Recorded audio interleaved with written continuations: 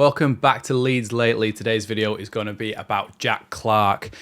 If you haven't already, make sure you hit that big red button down below because it really helps me out. But without further ado, let's get into it. So, a lot of people will say, oh, we've been linked with this player. Why do you need to make a video or whatever? They'll say, oh, well, we've been linked to everyone or whatever. The purpose of these videos, to be clear, is to give you an idea of the sort of player that this person that we've been linked with is, because people want to know who we might potentially be signing, even if that's not guaranteed to happen.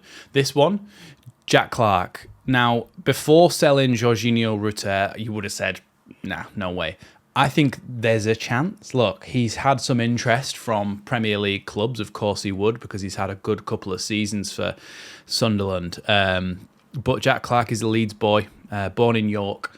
23 years old, nearly 24, came through the Leeds Academy, and we obviously sold him to Spurs for about £7 million. And at the time, we were happy to take that money because he wasn't necessarily kind of in the main fold for Leeds, and we thought we could get a decent amount of money out of him, which we did at the time, but we had to because we were kind of a selling championship club.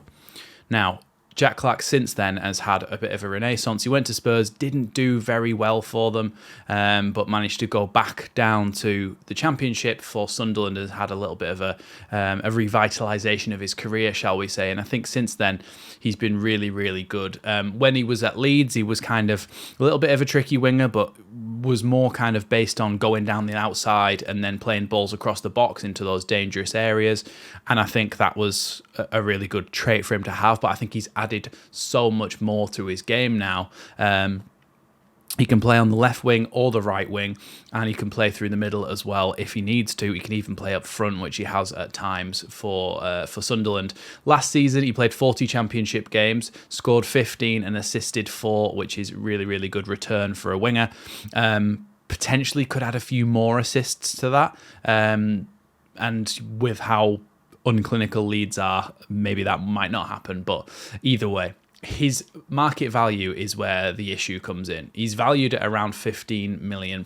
Now, Leeds could probably afford £15 million to spend on him, but what I don't potentially think is they could spend the £25 million that some people have been rumouring that Jack Clarke might be, that kind of might be his asking price from Sunderland.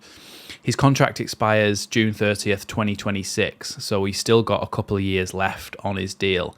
And, of course, that preserves his value from a Sunderland point of view. So we might have to pay quite a lot of money to get him out of Sunderland, and only if another club from the Premier League doesn't decide to pay that money as well. But I think if Sunderland can take 15 to 18 million pounds from Leeds, I mean, they probably should take it, shouldn't they? They'd be able to reinvest that into multiple players within the squad. But obviously, I'm not a Sunderland fan, so I don't know how they'd feel about it. But for me, if I was in the position that Sunderland are in, you could strengthen across the board with the money that you might bring in from an 18 million, 20 million pound sale of Jack Clarke. So, yeah, Leeds, I think it would be an option that we should be looking at. If we can get him for the right price. I think he offers you a little bit of what Jorginho offered you in terms of taking on players. Certainly taking on players is one of his strongest statistics. So when we're looking at his statistics, we're comparing him to attacking midfielders and wingers rather than just midfielders, because he's definitely played more as a winger than he has anywhere else. So let's have a little look at what we were just talking about then. So progressive carries, 7.82. That's the 99th percentile, so the top 1%. And successful take-ons, 3.78 per 90, which puts him in the 99th percentile. So with 7.82 progressive carries per 90 minutes and 3.78 successful take-ons per 90 minutes, he's in the top 1% of those leagues that are compared based on the amount of minutes he played last season, which is a lot. He's way up there. Look, he is unbelievable at taking people on, taking the ball past people. This is what we were missing against West Brom. This is what we were missing against Middlesbrough as well. You need somebody who can take the ball past someone, because it opens up so many more opportunities to pass the ball. We saw against West Brom that we were kind of trying to play on the counter-attack, and when the ball got to Joel Peru in the midfield, he's not a player that takes people on. It's just not his skill set. So he wasn't able to open up any space. He wasn't able to go past someone and then open up space. But somebody like Jack Clarke is so able to drift past people that it just really gives you more of an opportunity to get up the pitch, especially on counterattacks and stuff. Across the board, Jack Clarke's brilliant in his statistics. Shot creating actions, which is something we always like to measure, and it's the pass that leads to the shot. Oh, to be fair, let's actually this time, instead of my descriptions, let's read out the official description. The 2 offensive actions directly leading to a shot, such as passes, take-ons, and drawing fouls. Note, a single player can receive credit for multiple actions, and the shot taker can also receive credit.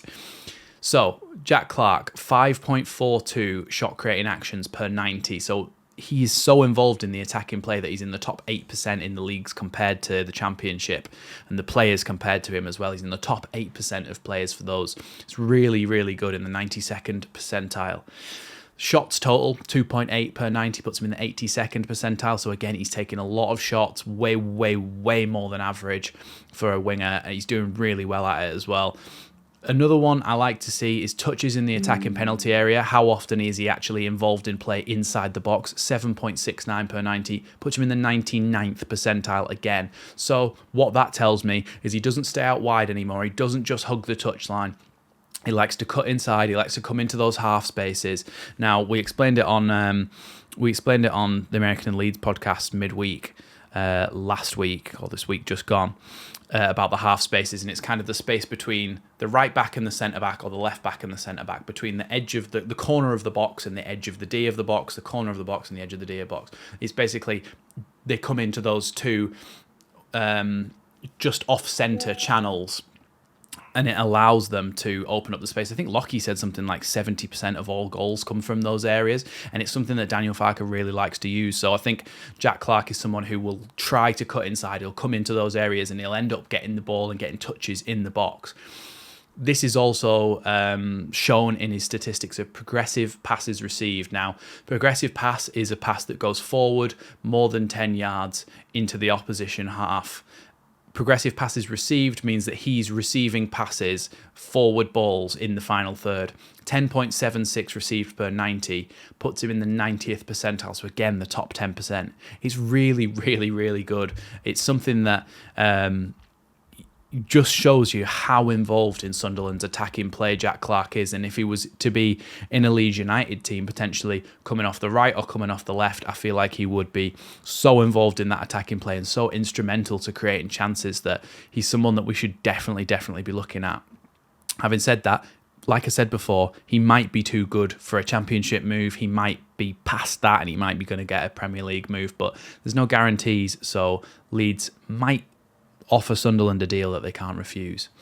Progressive, that's what we've just done. Tackles as well is one I just wanted to highlight. 1.56 per 90 puts him in the 71st percentile. So whilst it's not 99th percentile like some of his other statistics, he likes to drop back, he likes to come back in, and he likes to tackle and get the ball away and do his defensive work as well. So overall, look, he's created a lot of chances. He's scored a lot of goals.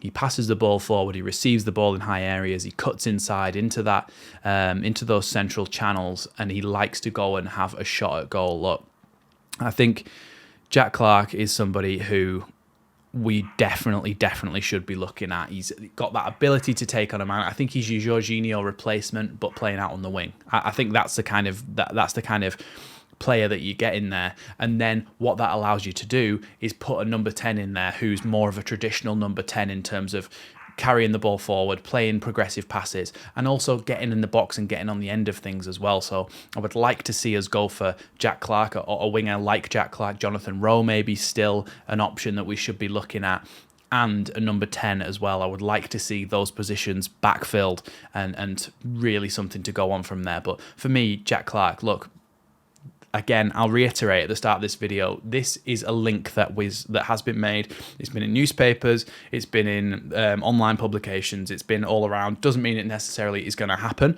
but what we're doing is giving you an idea of the type of player that Leeds should be looking for, are looking for potentially, and somebody who I think Leeds really should sign. So thanks for watching Leeds Lately, and I'll see you in the next one.